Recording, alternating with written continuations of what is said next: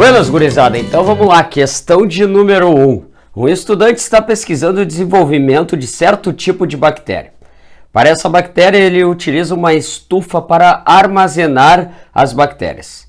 A temperatura no interior da estufa em graus Celsius é dada pela expressão T de H é igual a menos H ao quadrado mais 22H menos 85, em que H representa as horas do dia. Sabe-se que o número de bactérias é o maior possível quando a estufa atinge sua temperatura máxima, e nesse momento ele deve retirá-las da estufa. A tabela associa intervalos de temperatura em graus Celsius com as classificações muito baixa, baixa, média, alta e muito alta. Quando o estudante obtém o maior número possível de bactérias, a temperatura no interior da estufa está classificada como? Bom, quando é que ele vai ter o maior número de bactérias? Quando a temperatura for a maior possível.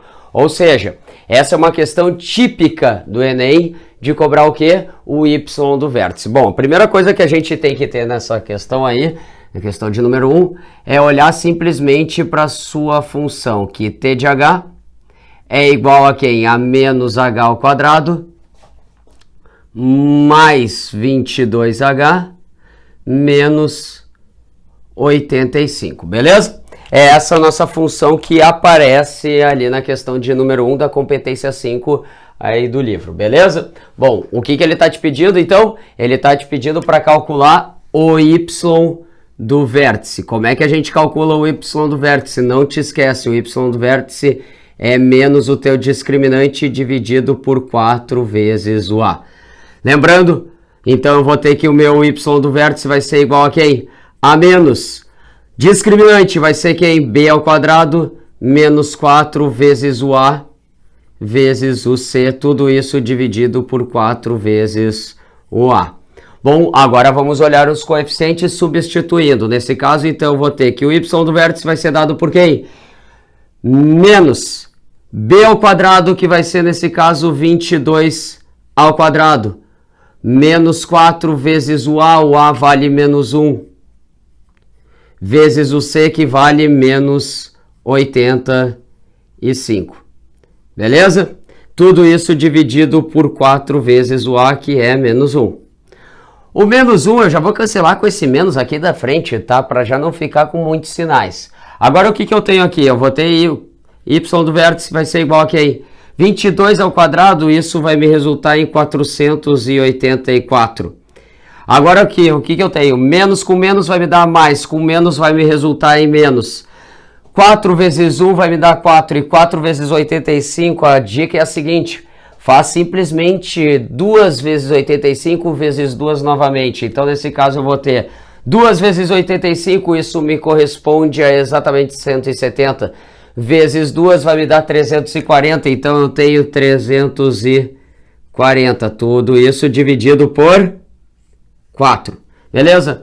484 menos 340, isso vai me chegar em 144 dividido por 4. E agora para dividir por 4, se lembrem, né? Para a gente dividir por 4, basta eu dividir aquele meu número 2 vezes por 2. Então, 144 por 2 vai me dar 72, por 2 vai me dar 36.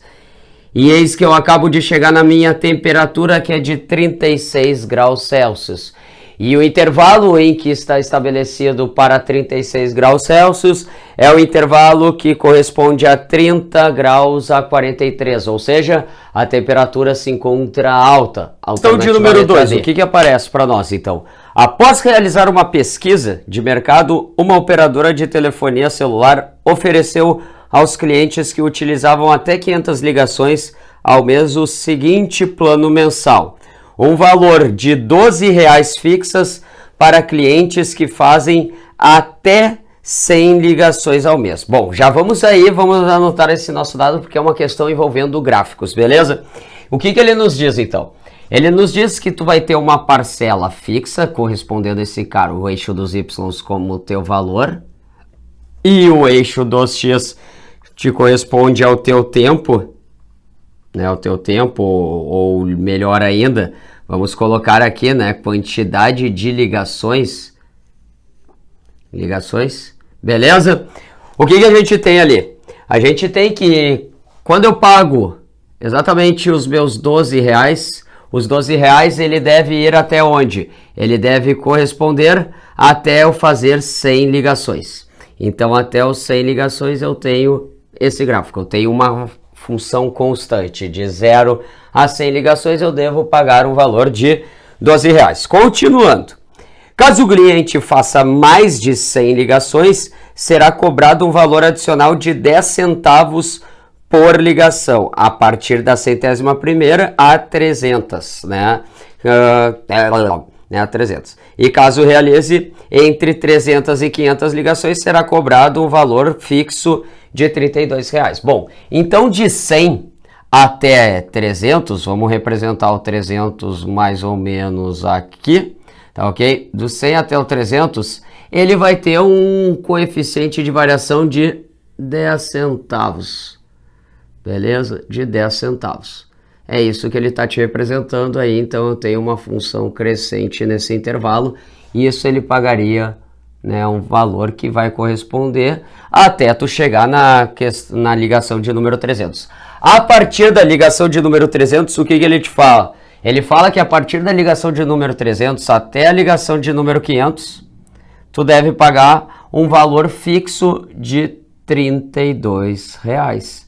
E aí, aqui se encontra o teu gráfico que aparece como alternativa letra B. Beleza? Um professor, depois de corrigir as provas de sua turma, percebeu que várias questões estavam muito difíceis. Para compensar, decidiu utilizar uma função polinomial f de grau menor do que 3, para alterar as notas x da prova para y igual a f de x da seguinte maneira. A nota 0 permanece 0, a nota 10 permanece 10, a nota 5 passa a ser 6. A expressão da função y é igual a f de x a ser utilizada pelo professor é... Bom, primeira coisa, ele falou que essa função é menor do que o grau 3. Então, a gente considera que a nossa função original ela é uma função de grau 2, ou seja, da seguinte forma: ax ao quadrado mais bx mais c. Essa é a nossa função, né, que é onde o grau 2, beleza? Bom, depois o que ele nos fala? Ele nos fala que a nota 0, que a nota x, 0, vai continuar dando 0. Ou seja, f de 0 tem que ser igual a 0. Depois, o que mais ele te informa? Ele te informa que a nota 10 continua sendo igual a 10. Porém, a última informação que ele te deu é que a nota 5 vai passar a ser uma nota 6. A gente tem essas três informações para montar a nossa função. Qualquer coisa na hora da prova a gente vai substituindo ali, verifica o que realmente nos dá como valor, mas vamos montar essa função. Da nossa informação que f de 0 é igual a 0, a gente consegue retirar a seguinte condição aqui, né? Vamos pegar a f de 0 sendo igual a 0. No lugar do x eu devo colocar 0 e isso vai me resultar em 0, ou seja, a vezes 0 ao quadrado mais b vezes 0 mais c tem que ser igual a 0. Logo, eu chego que o coeficiente c é igual a 0. Essa é a primeira informação que eu retiro aqui. Depois, eu tenho uma segunda informação que a f de 10 é igual a 10. Então, vamos lá. A f de 10 vai ser igual a 10. Então, nesse caso, o que vai chegar aqui? Eu chego que a vezes 10 ao quadrado mais b vezes 10 mais o c, que eu já sei que é igual a 0, isso tem que ser igual a 10. Nesse caso, eu vou chegar em quem aqui? Eu vou chegar simplesmente em 100a mais 10b é igual a 10. Eu vou simplificar toda essa minha expressão por 10, e aí eu chegaria em 10a mais b é igual a 1. Feito? Cheguei aqui na minha segunda condição que o enunciado me forneceu. E a última condição que ele me disse era que a f de 5 era exatamente igual a 6. Então, vou lá. Eu vou simplesmente colocar aqui, nesse caso, então, como a f de 5 vai ser agora um 6. Resolvendo isso aqui, eu vou chegar então que A vezes 5 ao quadrado mais B vezes 5 é igual a 6. Beleza? 5 ao quadrado vai me resultar em 25. 25A mais 5B é igual a 6. Simplificando toda essa minha expressão por 5, eu chego em 5A mais B é igual a 6 quintos. Eu acabo de ter exatamente duas informações com A e B, duas expressões em função de A e em função de B. Nisso é uma questão envolvendo sistemas. Eu vou retirar essas duas informações para continuar a resolução da questão. Nesse caso, então, continuando aqui, eu chego então que 10A mais B tem que ser igual a 1 e que 5A mais B tem que ser igual a 6 quintos. Isso aqui é um sistema com duas variáveis, então basta fazer o quê? Eu posso subtrair as minhas duas equações. Por quê? Porque os coeficientes B, nesses casos, meus valores de B, são exatamente iguais. Então eu vou subtrair 10A menos 5A, isso me corresponde em 5A. B menos B, isso vai me dar 0. E 1 menos 6 quintos, isso vai me dar exatamente menos 1 quinto. Multiplicando o cruzado, eu chego que o valor do meu A é exatamente igual a menos 1,25 avos. Bom, com isso, eu posso agora fazer o quê? Eu posso chegar nas minhas condições aqui, porque essa minha questão ela já está praticamente pronta, né? Eu já tenho exatamente todas as minhas informações necessárias. O que eu deveria agora colocar aqui? Eu tenho como simplesmente colocar o valor do meu B, porque eu já sei que essa é uma função quadrática, porque o meu A não deu igual a 0.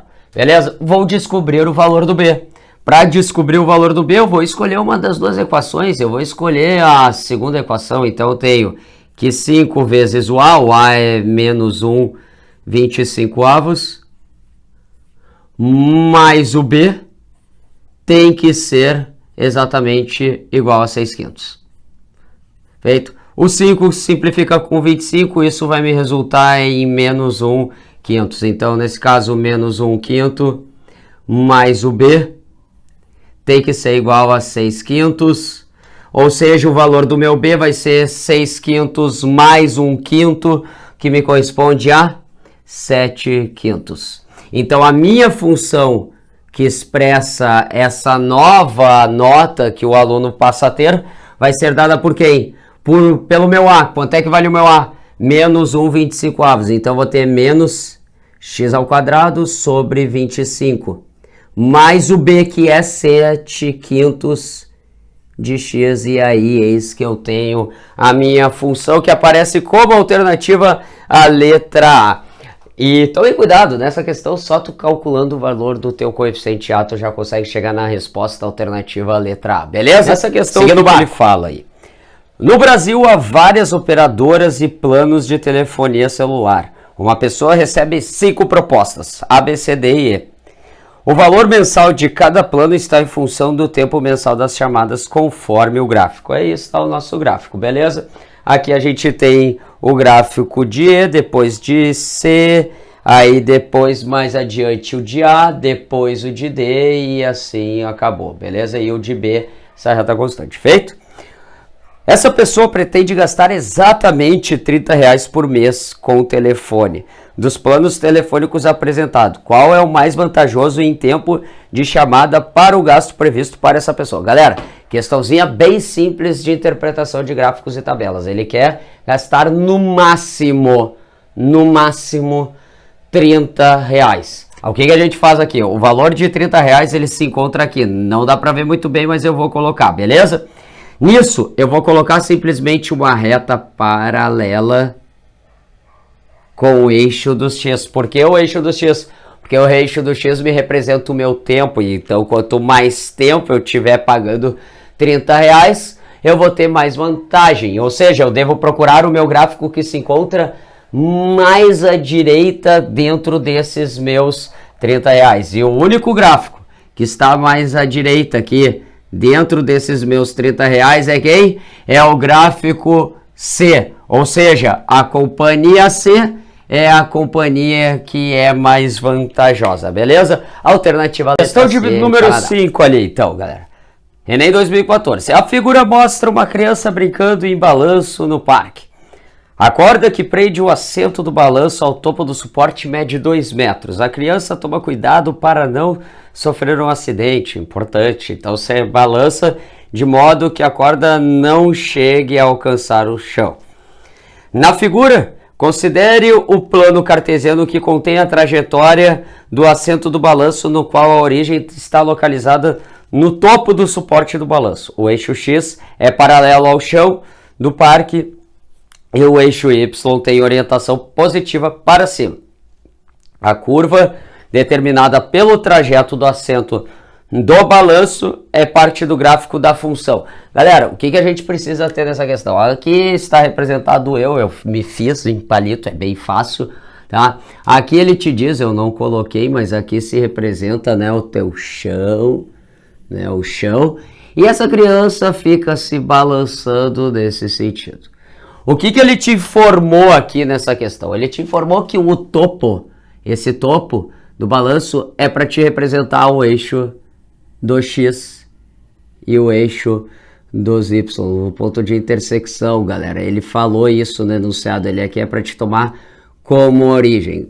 Pessoal, isso aqui, se vocês fossem completar essa volta, seria uma equação de uma circunferência. Então lembrem como é que a gente equaciona uma circunferência. Lembrem, uma equação da circunferência é dada simplesmente por x menos o x do teu centro elevado ao quadrado mais y menos o y do teu centro elevado ao quadrado é igual ao raio ao quadrado, beleza?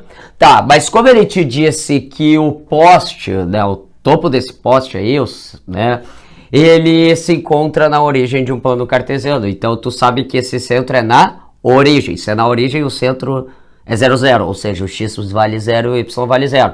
Nesse caso, tu teria x menos 0 ao quadrado. E isso vai te resultar em x ao quadrado.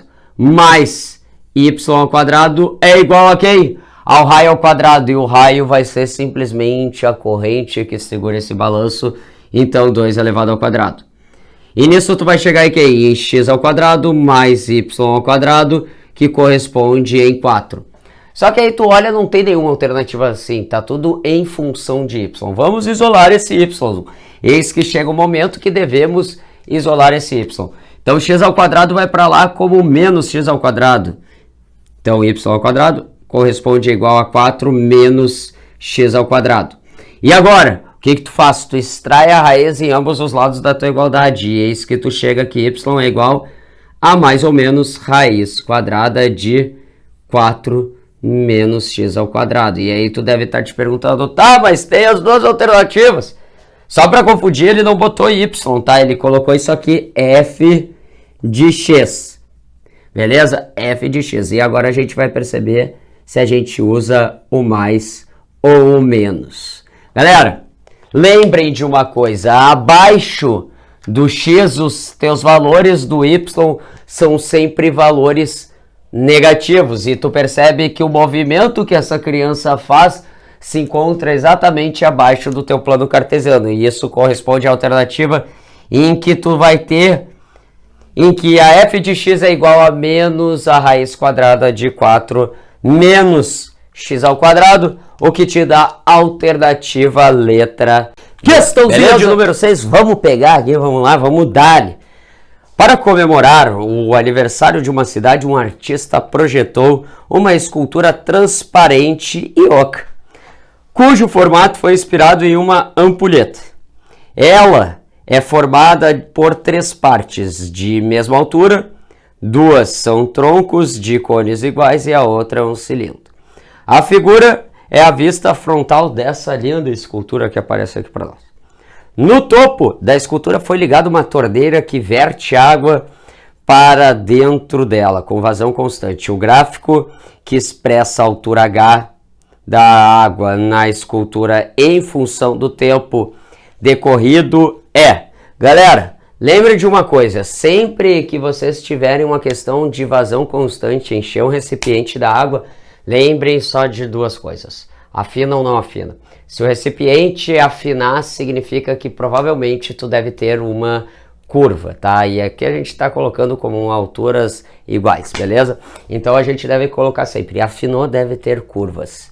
Não afinou, ou seja, sólidos que não afinam, eu tenho que ter retas, porque a sua altura é diretamente proporcional ao tempo transcorrido, beleza?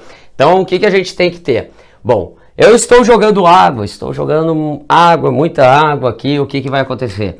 Começa que essa água, ela tende a cair e conforme o tempo passa, ele começa a ganhar uma altura devagar e aos poucos ele começa a ganhar uma altura muito rapidamente. Quando começa a afinar aqui, ele começa a ganhar uma altura rápido. Então, eis que a gente já vai começar a montar esse gráfico aqui, beleza? O que a gente tem como alternativa? Somente gráficos. Então, eu vou começar a montar esse nosso gráfico já num primeiro intervalo. Nosso gráfico aqui vai ser dado. Aqui é o meu tempo e aqui é a minha altura H. Beleza? Galera, nesse caso aqui, o que acontece? Quando passa um grande tempo, querendo ou não assim, passando um período de tempo, o que acontece? A altura começa a ganhar lentamente e depois ganha rapidamente esse processo, beleza? É isso que a gente deve ter como referência. Então, vocês não concordam que o gráfico passou um tempo? Passou um tempo. Esse é o nosso gráfico. Passa um período de tempo, ele começa a ganhar altura lentamente e depois ganha altura rapidamente, beleza? Agora, o que acontece? Chegou nesse ambiente que é aqui, eu posso tratar como o meu cilindro, como ele mesmo falou. Eu vou enchendo d'água. Tu não concorda comigo que aqui ele vai, conforme o tempo passa, a sua altura começa a ser exatamente constante, ou seja, o tempo passa, a altura também começa a aumentar. Então, ou seja, aqui eu teria que ter o gráfico de uma reta. Beleza? E eis que agora eu chego no último momento, e nesse meu último momento é que ele começa a afinar, né? Ele vem do fino e vai para engrossando, beleza? O que a gente tem que tomar aqui como referência? Ele ganha uma altura rápida. Ele ganha altura rápida conforme o tempo passa. Por quê? Porque ele está fino e ele começa a engrossar. Ele ganha altura rápida e depois, no tempo, ele começa a ganhar uma altura devagar. Beleza? Ou seja, esse nosso gráfico, ele é o inverso desse primeiro pedacinho aqui. Ele inverteu. Ou seja, o nosso gráfico teria que ser um pedacinho. Vou esculhambar aqui, tá? Ele teria que ser exatamente desse naipe. E o único gráfico que a gente tem parecido com isso é o gráfico da alternativa. Questão de número 7 é uma questão muito boa, uma das minhas preferidas do Enem 2013, ele fala o seguinte: a parte interior de uma taça foi gerada pela rotação de uma parábola em torno de um eixo Z, conforme mostra a figura abaixo. É isso, temos a nossa figura, beleza? Está representado, é só vocês verem do livro. A função real que expressa a parábola no plano cartesiano da figura é dada pela função 3 meios de x ao quadrado menos 6x mais C, onde C é a medida da altura do líquido na taça em centímetros. Sabe-se que o ponto V na figura representa o vértice da parábola, localizado sobre o eixo X. Nessas condições, a altura do líquido contido na taça em centímetros é... Galera, questãozinha bem simples de função de segundo grau. No momento que ele te disse que aqui só tem um ponto de intersecção, o que tu tem que te lembrar? Esse cara aqui significa o quê? Que o teu discriminante é igual a zero. E por que que teu discriminante é igual a zero? Porque aqui significa que tu tem duas raízes reais. Porém, essas duas raízes são reais e iguais. Sacou? Beleza? Não te esquece, como é que a gente calcula o discriminante? Teu discriminante é b ao quadrado menos 4 vezes o a vezes o c. Isso tem que ser igual a zero, beleza? Agora vai lá. O b vale menos 6, então tu vai ter menos 6 ao quadrado, menos 4 vezes o A, que é 3 meios, vezes C, que é o valor que ele quer descobrir, que é a altura. Não te esquece, o ponto de intersecção com o eixo dos y é o teu termo independente. Isso tem que ser igual a zero. Agora, menos 6 ao quadrado te resulta em 36. O 4 simplifica com o 2, que vai te dar 2, e 2 vezes 3 vai te dar 6. Então eu vou ter menos 6c é igual a 0. Menos 6c eu jogo para o outro lado da igualdade, ou seja, eu somo 6c unidades em ambos os lados e eu vou chegar em 6c é igual a 36. Dividido ambos os lados por 6, eu chego que o valor do meu c, 36 dividido por 6, corresponde em 6. Então o valor da altura desse meu líquido nessa taça é exatamente igual a 6 unidades, o que nos dá a alternativa letra. Questão de número 8. A temperatura T de um forno em graus centígrados é reduzida por um sistema a partir do instante de seu desligamento, T igual a 0, e varia de acordo com a expressão temperatura em função do tempo é igual a menos T ao quadrado sobre 4 mais 400. Beleza? Contei em minutos. Por motivos de segurança, a trava do forno só é liberada para abertura quando o forno atinge a temperatura de 39 graus. Qual o tempo mínimo de espera em minutos após se desligar o forno para que a porta possa ser aberta? Galera, o que ele está querendo te pedir aí? Ele quer saber o valor do T, sabendo que a temperatura para ser liberada tem que ser igual a 39 graus. Ele te falou tudo isso aqui no enunciado. Galera, como o Tzinho, T minúsculo, representa o tempo, basta tu pegar o quê? Basta tu pegar simplesmente essa tua equação, menos T ao quadrado sobre 4 mais 400 igualar a 39. Então, nesse caso, eu vou ter menos T ao quadrado sobre 4 mais 400. Isso tem que ser igual aos teus 39, beleza? Porque no máximo 39 graus pode alcançar aí, beleza?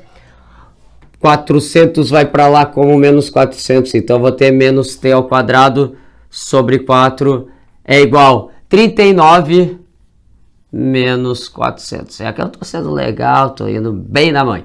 39 menos 400, isso vai te resultar em 361. Então eu vou ter menos T ao quadrado é igual a menos 361. Esse 4 que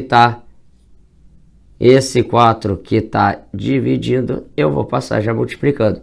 E lembre, na hora de multiplicar por 4, multiplica por 2 exatamente 2 vezes. Quer ver? Olha só como a nossa cabeça é fácil. 361 vezes 2, isso vai te dar 722. Vezes 2, isso vai te dar 1444. Nesse caso, então, eu chego em menos T ao quadrado é igual a menos 1444. Multiplicando ambos os lados por menos 1, tá? Multiplicando ambos os lados por menos 1 para cancelar esse sinal, eu chego em T ao quadrado é igual a 1444, beleza? Agora, extraindo ambos os lados, a raiz quadrada, eu chego que T é igual a mais ou menos raiz quadrada de 1444. E eis que chegou o momento depressivo, né? Porque tu pensa assim, eu uso o positivo ou uso o negativo? Claro que tu vai usar o positivo, né? Porque não existe tempo negativo. E uma dica para te extrair raiz de uma forma um pouco, né, de números grandes. Tu exclui o teu penúltimo número, raiz de 4. Raiz de 4 é exatamente igual a 2. Quanto falta para chegar em 10? Quanto falta para chegar em 10? 8. Beleza? Agora, o que te sobrou? Te sobrou um 14. Raiz de 14 não tem exata. Tu vai para mais próxima, para baixo. Raiz de 9, que é 13. Então, isso aqui ou vai ser 32 ou vai ser 38. Pode testar aí na tua casa. Vai dar certo. Agora, como é que tu vai saber quem é que vai ser a tua resposta? Ou 32 ou 38, tá? É legal, porque só tem uma alternativa, não tem um deles, tá? Mas eu vou te dar morta. Tu pega o 30 e eleva ao quadrado. 30 ao quadrado te dá 900. Agora tu pega o 40 ao quadrado. 40 ao quadrado, isso vai te dar 1.600, beleza? 1444 tá mais próximo do 900 ou do 1.600? Obviamente do 1.600. Então a tua resposta tem que estar muito próxima de 40. E qual é o mais próximo de 40 é o 38, que te deu a alternativa. Questão de número 9. Vamos lá, questão de número 9 diz o seguinte. Deseja-se postar cartas não comerciais, sendo 2 de 100 gramas, 3 de 200 gramas e uma de 350 gramas. Tá, beleza? Vamos já anotando esses dados aí. Eu tenho simplesmente 2 de 100 gramas, 2 de 100 gramas. Beleza? Depois ele me diz o quê? Que tem 3 de 200 gramas. E ainda uma de 350 gramas. Beleza? Todas essas são as informações do teu enunciado inicial. E depois ele te dá um gráfico correspondendo aos valores em relação às gramas. Agora o que ele te pergunta? O valor gasto, total gasto em reais, para postar essas cartas é de exatamente. Galera, é só tu olhar no teu gráfico quanto é que vale uma carta de 100 gramas. Então uma carta de 100 gramas, ele diz no teu enunciado que vale exatamente 1,70. 1,70. Uma carta de 210 gramas tem um valor de exatamente 2,65. 2,65, beleza? E uma carta de 350 gramas tem um valor de R$4. Agora é só tu resolver essa expressãozinha numérica, uma expressão numérica bem simples de resolver. Então eu vou ter que colocar 2 vezes 1,70 mais 3 vezes 2,65 mais 1 vezes 4. Né? 1 vezes 4, bem simples essa questão. 2 vezes 1,70, isso vai te dar 13,40. Agora, 3 vezes 2,65, isso vai te dar 7,95, mais os R$4, beleza? Agora, 7,95 mais os teus 3, isso vai te dar 7 com 3, vai te dar 10, isso vai te resultar em 11, com... Já estava com os 45, isso aqui vai te resultar em 11 com 35, beleza? 11 com 35 mais os 4 vai te resultar em 15 com 35. Tá aí o teu valor gasto de R$11,35. Questão de número 10, beleza? Assim, existem no mercado chuveiros elétricos de diferentes potências que representam os consumos, né, e custos diversos. Opa, calma, Moisés, fica tranquilo, tá? Vamos lá, aqui, deixa eu guardar essa tampa, tá? A potência P de um chuveiro é dada pelo produto de sua resistência elétrica R e o quadrado da corrente elétrica que por ele circula. Então, eu vou anotar já isso aqui. A potência é dada por simplesmente o produto de R vezes I ao quadrado, que é a sua corrente elétrica. O consumo de energia elétrica, por sua vez, é diretamente proporcional à potência do aparelho. Então, o que ele está nos dizendo aqui? Que a energia é diretamente proporcional à potência do aparelho. Beleza? Depois, considerando as características apresentadas, qual dos gráficos a seguir representa a relação entre energia consumida por um chuveiro elétrico e a corrente elétrica aí, que circula por ele? Beleza? Vamos lá. Ele quer um gráfico, tá? Ele já está te pedindo nesse gráfico a energia pela corrente, tá? Então ele quer saber energia aqui e a corrente. Vamos lá, vamos trabalhar com essas informações que ele nos deu. Galera, uma informação importante, no momento que ele falou que a energia é diretamente proporcional à potência, não te esquece. Significa que a energia dividido pela potência corresponde a uma constante de proporção.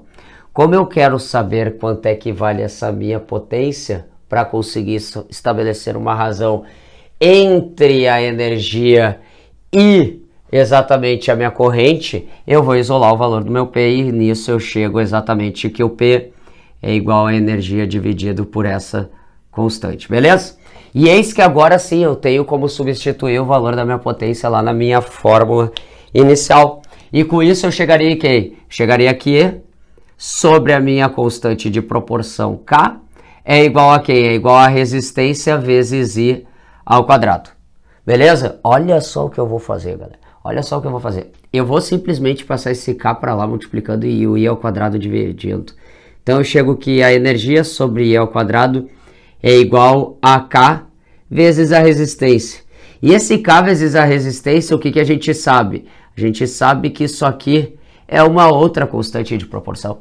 Não nos interessa. E é isso que a gente se lembra o quê? Que quando eu tenho exatamente a razão entre duas grandezas, eu posso dizer que elas são grandezas diretamente proporcionais. Ou seja, eu consigo chegar que E, que a energia E, é diretamente proporcional a I ao quadrado. Olha só que maravilha, cara. Só que maravilha. Só toma cuidado. Sempre que quando a gente tem grandezas diretamente e ambas são lineares, o que acontece? Tem que acontecer que o gráfico teria que ser uma reta. E com isso tu já pode eliminar a letra A, a letra C e a letra E. Tá? E agora o que acontece aqui? Galera, conforme tu aumenta a tua corrente I, para tu chegar na tua energia, tu deve elevar ela exatamente ao quadrado. Então, uma pouca energia, o que te dá? Vai te dar, uma pouca corrente vai te dar uma energia um pouco maior, beleza? E é isso que a gente tem, que o nosso gráfico deve transcorrer mais ou menos assim, como se fosse um ramo de uma parábola. Por quê? Porque se tu analisar a alternativa letra B, que é a única que nos sobrou, é que passou, né, começou sem energia. Só para vocês terem noção, a letra A, ele tá com um gráfico assim. Então, tipo, não tem como uma parábola assim desse naipe. Por quê? Porque quando tu não tem nenhuma corrente, tu tem uma energia, que é impossível, né, isso acontecer. Beleza? Então, passou um pouco de corrente e começa a tua energia a aumentar. Outra forma que tu poderia ver isso aqui era tu escrever que a razão entre a energia e a tua corrente ao quadrado vai ser exatamente igual a essa tua outra constante C, beleza? E aí tá o teu gráfico já representado da questão alternativa letra D, Dinamarca. Lembrando, por que é uma parábola aqui nesse caso, um ramo de uma parábola, né? Justamente por causa que uma das minhas grandezas está elevado ao quadrado. Questão de número 11 fala assim: as curvas de oferta e demanda de um produto representam, respectivamente, a quantidade que vendedores e consumidores estão dispostos a comercializar em função do preço de um produto. Em alguns casos, essas curvas podem ser representadas por retas, supondo que a quantidade de oferta e demanda de um produto sejam, respectivamente, representadas pelas equações. Então, eu tenho a quantidade de oferta, quantidade Q de O, é igual a menos 20 mais 4P. E a quantidade da demanda, quantidade de demanda, é exatamente igual a 46 menos 2P. Beleza? Aí ele te deu as tuas duas equações. Em que QO é a quantidade de oferta e QD é a quantidade de demanda, e P é o preço do produto. A partir dessas equações de oferta e demanda, os economistas encontram o preço de equilíbrio de mercado, ou seja, quando QO e QD se igualam. Para a situação descrita, qual o valor do preço do equilíbrio? Galera, questão bem simples, ele está te pedindo do equilíbrio, quando é que as duas são iguais, ou seja, ele simplesmente quer que a quantidade da oferta seja igual à quantidade da demanda. Quantidade da oferta vai ser que em menos 20 mais 4P. Quantidade da demanda, 46 menos 2P. Nisso tu chega em que? Uma equaçãozinha bem simples de resolver. Menos 2 eu vou passar para o outro lado como mais 2. Isso vai me resultar em 6P.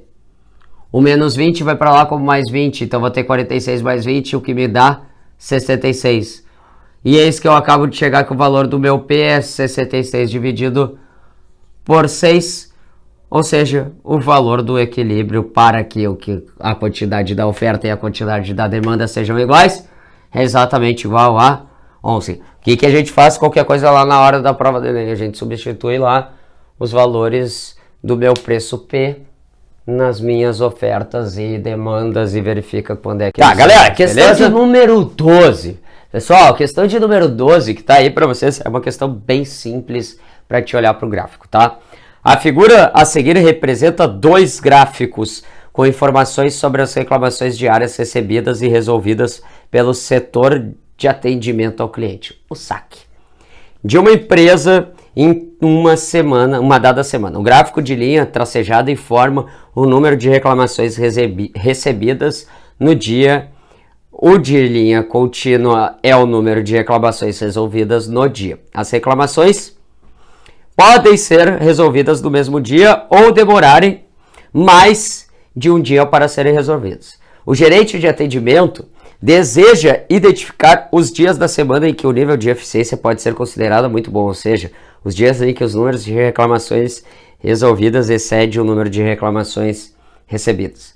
O gerente de atendimento pode concluir, baseado no conceito de eficiência utilizado na empresa, nas informações do gráfico, que o nível de eficiência foi muito bom. Galera, basta tu olhar, como ele te disse lá no enunciado, o de linha contínua é das reclamações resolvidas e o de linha tracejada é o de reclamações do dia. Basta tu olhar onde se encontra aquele teu gráfico, né, de linha contínua acima do teu linha pontilhada. E se vocês analisarem aqui comigo, ó, olha só, ele só tem exatamente aonde? Na terça-feira, tá vendo ali, ó, terça-feira e na quarta-feira. Na terça-feira o linha contínua está acima e o linha contínua também está acima na quarta-feira. Em todos os outros lugares eles são o quê?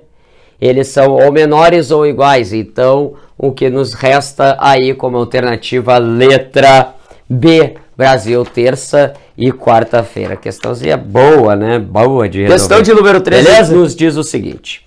Certo vendedor tem o seu salário mensal calculado da seguinte maneira. Ele ganha um valor fixo de R$ 750 mais uma comissão de R$ 3 para cada produto vendido. Tá? Então o que a gente tem aí? Galera, vamos já olhar para essa questão de número 13, tentando verificar se tem alguma eliminação. E aqui, toma cuidado lá na tua questão do Enem, na hora, porque tu provavelmente já vai eliminar algumas coisinhas só com essa informação aí que tu tem. Beleza? A gente tem aqui o quê? A gente tem produtos vendidos, PV, produtos vendidos, e a gente tem o seu salário em RS. Beleza? O que ele te disse? Ele te disse que tu tem um valor fixo de R$ 750. Então vamos já sair marcando esses R$ 750, beleza?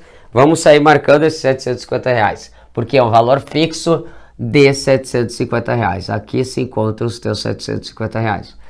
Beleza? Só que o que acontece? Ele tem exatamente uma comissão de R$ 3 por produto vendido. Então ele vai ter uma pequena inclinação aqui. Até onde vai essa inclinação? Essa inclinação deve ir até o 100. Por que até o 100? Justamente porque até o 100 ele tem R$ 3 de variação, ou seja, R$ 3 de comissão por produto vendido. Caso ele venda mais que 100 produtos, sua comissão passa a ser de R$ 9, ou seja, agora eu tenho uma nova função de R$ 9 a partir do 100º produto vendido. Com essas informações, o gráfico que melhor representa a relação entre salário e o número de produtos vendidos. Galera, o que acontece? A partir do 100º produto vendido, ou seja, no 101, ele deve ganhar mais. Então, ele tem que ter uma maior inclinação. Tá? E assim até os confins do infinito, beleza? E eis que o teu gráfico, teu único gráfico que tu tem essa representação aí, né, uma pequena inclinação no início de 0 a 100 e depois uma inclinação maior, é o teu gráfico da alternativa letra E. Eu não sei qual seria, tá? Mas é a letra E que te dá a tua resposta. Beleza? Número 14 fala o seguinte.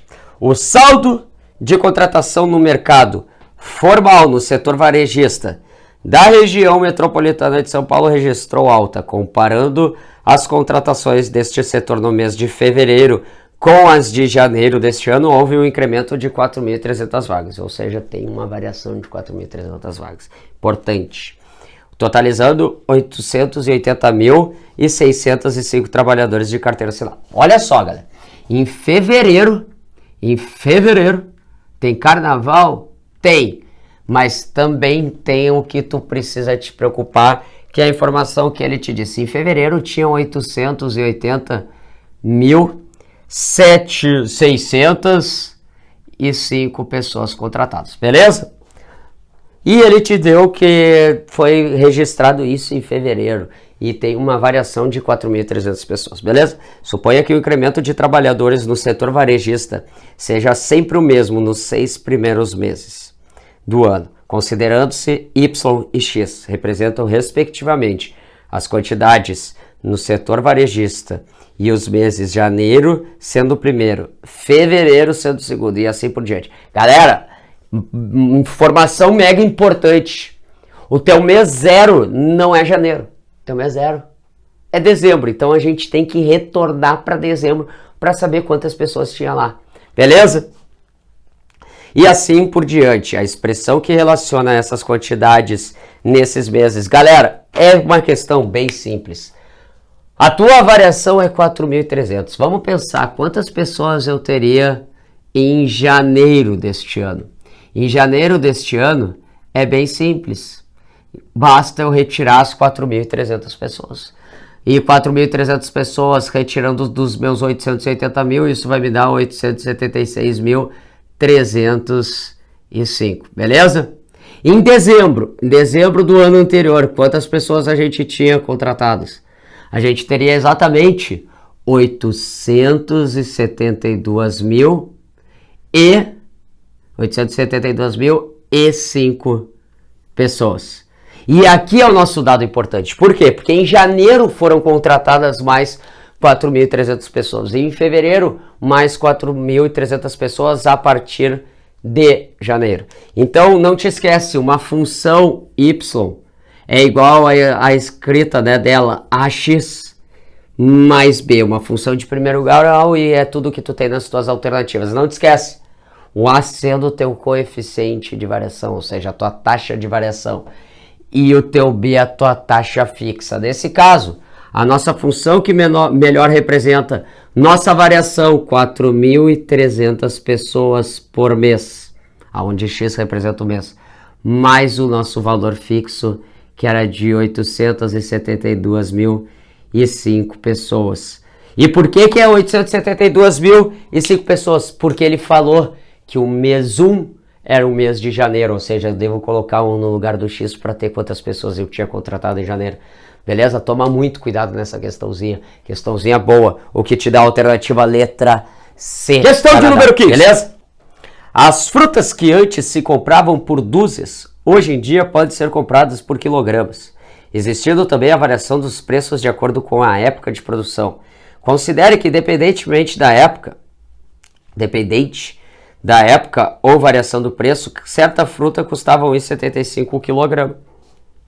Dos gráficos a seguir, o que representa o preço M, pago em reais, pela compra de N quilogramas desse produto. Olha só que questão barbada, questão tipo mamãozinho, não dá para errar. É uma questão de novo de gráficos.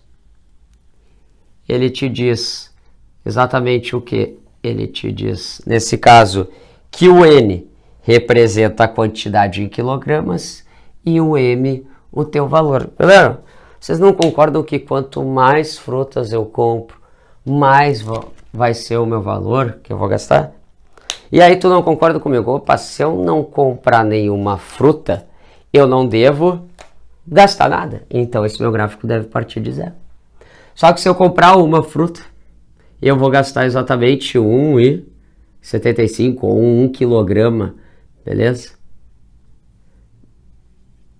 Agora se eu comprar 2 quilogramas, eu vou gastar quanto? É só tu fazer 2 vezes 1,75 e 2 vezes 1,75, isso vai te dar 13,50.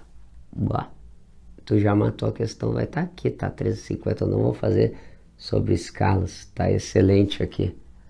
E aí, se tu comprar exatamente 13 e assim sucessivamente, o teu valor vai aumentando. Nesse caso, tu vai ter um gráfico de uma reta.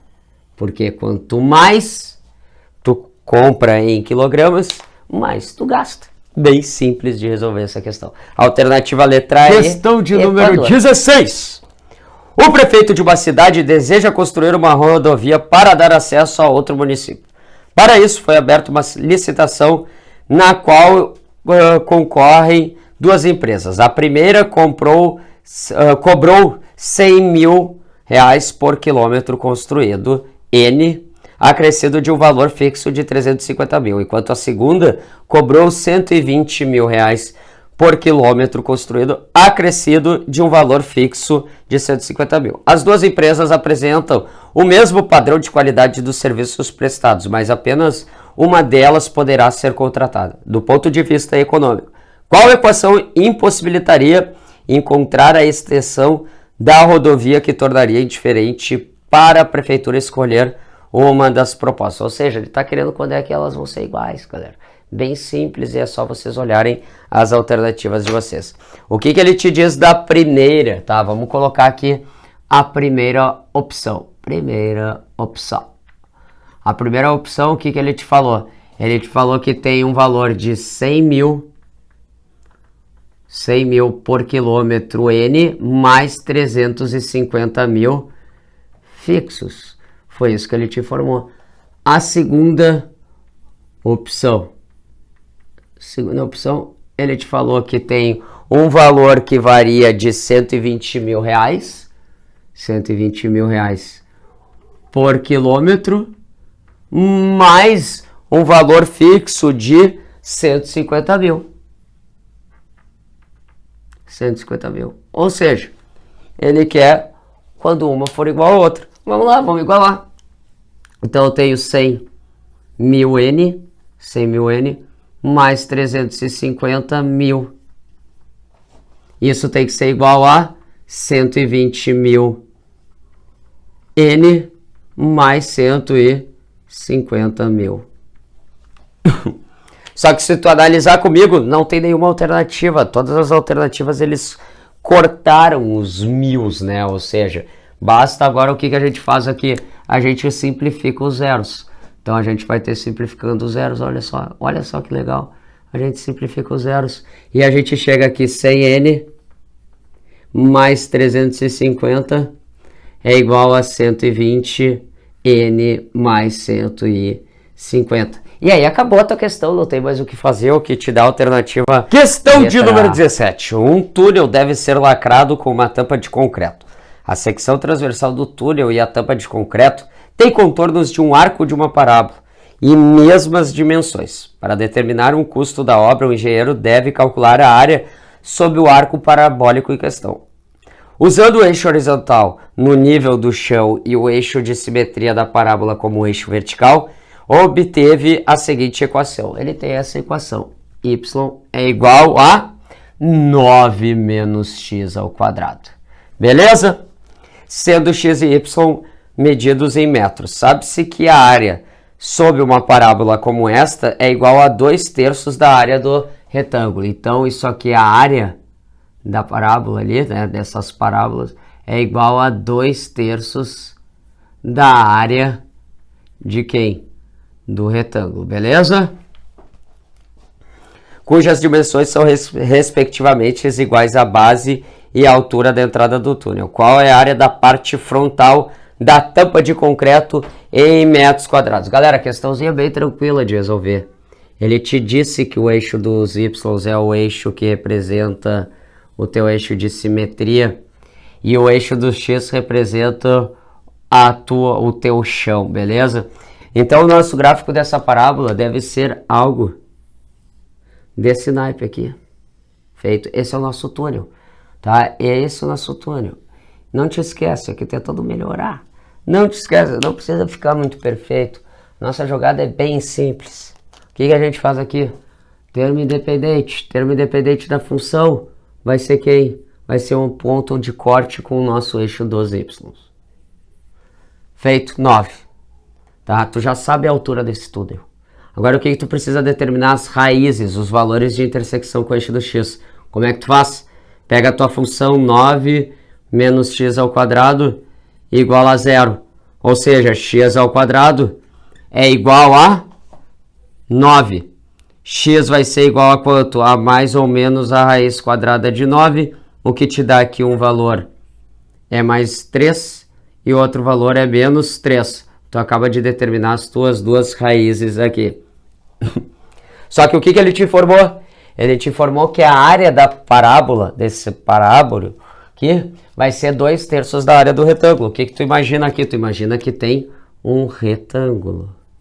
Tu imagina um retângulo porque ele te falou isso. Tá? Aqui está o teu retângulo. Como é que a gente calcula a área de um retângulo? Base vezes altura. Quanto é que vale a nossa base aqui? Do menos 3 ao 3. 6 unidades. Então a área dessa parábola aqui vai ser 2/3 da preposição do AD, troca para multiplicação. A área do retângulo, base vezes altura. A base vai ser 6 e a altura é 9. Agora o 9 simplifica com 3, que vai te dar 3. 3 vezes 6, 18. 18 vezes 2 te corresponde exatamente em 36. Então a área aqui dessa tua parábola vai ser de 36 unidades de área, o que nos dá a alternativa letra Questão de número C. 18, Enem 2017. Galera, uma coisa assim que eu quero de coração. Se tu vê uma questão de logaritmo, deixa pro final. Provavelmente ela vai demandar muito tempo lá na hora da tua prova. Então deixa pro final lá no dia do Enem, tá? Porque, mas eu amo logaritmo, eu também amo. Mas deixa pro final, porque é uma questão que te demanda tempo. Vamos lá. O que ele te diz aqui? Para realizar a viagem dos sonhos, uma pessoa precisava fazer um empréstimo no valor de R$5.000. Para pagar as prestações dispõe de, no máximo, R$400 mensais. Para esse valor de empréstimo, o valor da prestação P é calculado em função do número de prestações N, segundo a fórmula. Aí ele te deu essa fórmula aqui. Vamos lá. Questãozinha, então, aí de número 18, que é do Enem 2017. Ele te forneceu que P é igual a quem? A 5.000 vezes 1,013 elevado na N vezes 0,013, tudo isso dividido por 1,013 elevado na N menos 1, tá? Se necessário, utilize, ele falou se necessário, 0,05 como aproximação para log de 1,013. 2,602 como aproximação para log de 400 e 2,525 como aproximação de log de 335. De acordo com a fórmula dada, o menor número de parcelas cujos valores não comprometem o limite definido pela pessoa. Galera, não é simples a questão, mas basta vocês pegarem e igualarem a 400, que é o valor da tua prestação que quer ser determinada aí, beleza? Então vou ter 400 é igual. Já vou pegar esse 5.000 e multiplicar pelo 0,013, o que vai me dar 65 vezes 1,013 elevado na N. Tudo isso sobre 1,013 elevado na N menos 1. Vou multiplicar cruzado, tá? Por quê? Porque tem esse menos. Não inventa de aplicar logaritmo aqui, porque tem esse menos aqui, beleza? Multiplica cruzado. Então eu vou ter quem? Eu vou ter 400 vezes 1,013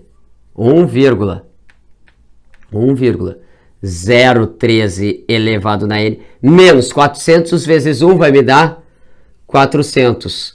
É igual a quem? A 65 vezes 1,013 elevado na N, beleza? Agora, quem tiver o expoente N, eu vou passar por um lado da igualdade, quem não tiver, eu passo por outro. Esse 400 vezes 1,013 elevado na N tem.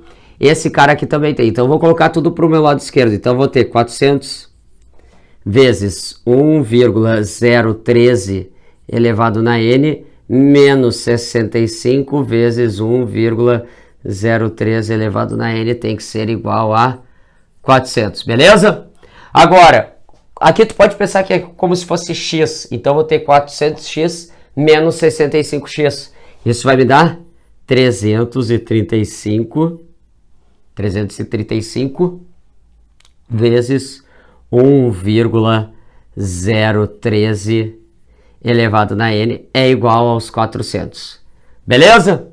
E eis que chegou o momento que esse 335 passa dividindo.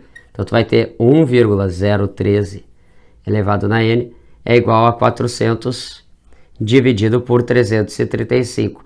E aqui chega aquele momento que tu pensa assim, vou simplificar. Não simplifica, porque ele te forneceu o log de 400 e te forneceu o log de 335. Galera, é só aplicar logaritmo agora. Aplica logaritmo em ambos os lados. Então tu vai ter log de 1,03 elevado na n é igual ao log de 400 sobre 335. Lembra o que esse expoente no teu logaritmando faz? Ele pula multiplicando todo o teu logaritmo. Então vai ficar n vezes o log de 1,013. É igual, se tu tem uma divisão no teu logaritmando, a gente troca para uma subtração de logaritmos de mesma base, o que vai me dar log de 400 menos o log de 335, beleza? Aí, n vezes o log de 1,013, ele te disse que era 0,005 vezes o n. É igual a quem? O log de 400, ele me falou que era 2,602. 2,602 menos o log de 335, tô vendo aqui, log de 335, 2,525. 2,525, beleza? 2,602 menos 2,525, isso vai me dar 0,077. Continuando, então eu vou ter 0,005n é igual a 0,077. Agora esse 0,005 passa dividido, então n é igual a 0,077 dividido por 0,005. Lembra, se a gente tiver a mesma quantidade de números depois da vírgula, tanto no numerador quanto no teu denominador, tu pode esquecer a vírgula. E 77 dividido por 5. Galera, esse aqui é o cálculo mental. Como é que a gente divide por 5? Multiplica o teu número por 2 e divide por 10. 2 vezes 77 vai te dar 154. Dividido por 10 vai te resultar em 15,4. Só que como ele quer em prestações, não existe 15,4 prestações. O que tu vai ter aqui? Exatamente um total de 16 prestações. O que te corresponde à alternativa letra D, Dinamarca, beleza? Meu Deus, que questão! Na verdade é letra D de demônio, porque olha o trabalhão que a gente teve para resolver essa questão, tá? Uma questão que demanda muito tempo. A gente deixa lá pro final. Ah, eu amo logaritmo. Sim, eu amo logaritmo, mas deixa pro final porque ela demanda muito tempo. Vamos lá, questão de número 19. O que ele te diz na questão de número 19? A Igreja de São Francisco de Assis, obra arquitetônica modernista de Oscar Niemeyer, localizada na Lagoa da Pampulha, em Belo Horizonte, possui abóbadas parabólicas. A seta da figura 1 ilustra uma das abóbadas na entrada principal da capela. A figura 2 fornece uma vista frontal desta abóbada conforme as medidas. Qual a medida H em metro, ou da altura H, indicado na figura 2? Galera, essa é uma questão que a gente deve jogar simplesmente com as nossas informações. A gente vai tratar esse cara sendo o nosso eixo dos Y e esse cara sendo o nosso eixo dos X. A gente pode fazer isso. Não te esquece, isso aqui é uma parábola, é uma função de segundo grau, então a gente pode dizer que isso aqui é f de x é igual a ax ao quadrado mais bx mais c. Beleza? Bom, pessoal, se aqui é 5 e ele te disse que ela é simétrica, a gente pode dizer que aqui é menos 5. Se aqui é 4, a gente consegue dizer que aqui é menos 4, beleza? A gente consegue essas informações pensando da seguinte forma, tá? Outra coisa, a gente pode também partir da nossa forma fatorada dessa função quadrática, tá? Forma fatorada dela é dada por f de x é igual a a vezes x menos a nossa primeira raiz vezes x menos a nossa segunda raiz. Galera, as nossas raízes são os nossos pontos de intersecção com o eixo do x, nesse caso, menos 5 e 5. Feito? Vai lá e substitui já, que nem louco. Então, f de x é igual a quem? A vezes x menos a tua primeira raiz, que é 5. Vezes x menos a tua segunda raiz, que é menos 5. Então, vai ficar x mais 5. Trabalhando com isso aqui, eu vou chegar em f de x é igual a vezes produto da diferença pela soma vai ser quem? O quadrado do primeiro menos o quadrado do segundo. Isso aqui vai te dar 5 ao quadrado, 25. A gente quer saber o C. A gente quer saber esse ponto de intersecção. Tá ok? Como é que a gente faz agora? A gente tem um outro ponto. Esse ponto aqui é mega importante. Esse ponto aqui é quando o teu x vale 4, o teu y é 3. Então, a f de 4 é igual a 3. Vamos para essa informação. É só substituir já aqui. Então, 3 é igual a quem? A vezes. Pá, quanto é que é o x? 4. Então, vou ter 4 ao quadrado menos 25. 4 ao quadrado, 16. 16 menos 25, isso vai me dar menos 9. Então, 3 é igual a menos 9a. Logo, o valor do meu a vai ser quem? Vai ser exatamente 3 sobre menos 9, simplificando, me deu menos 1/3. Agora, o que a gente faz aqui? A gente só substitui esse menos 1/3 na minha forma fatorada anteriormente, tá? Então, eu vou ter que a minha função f de x é igual a quem? A menos 1/3 vezes x ao quadrado menos 25. Ou seja, f de x é igual menos 1/3 vezes x ao quadrado vai me dar menos x ao quadrado sobre 3. Menos 1/3 vezes menos 25 vai me dar mais 25/3. Só que lembra, o nosso ponto de intersecção com o eixo das ordenadas é sempre o nosso termo independente. Então, a nossa altura h vai ser exatamente igual a 25/3. E aí acabou a tua questão, alternativa à letra D. Questão de número 20. Vamos lá, questão de número 20 nos diz o seguinte.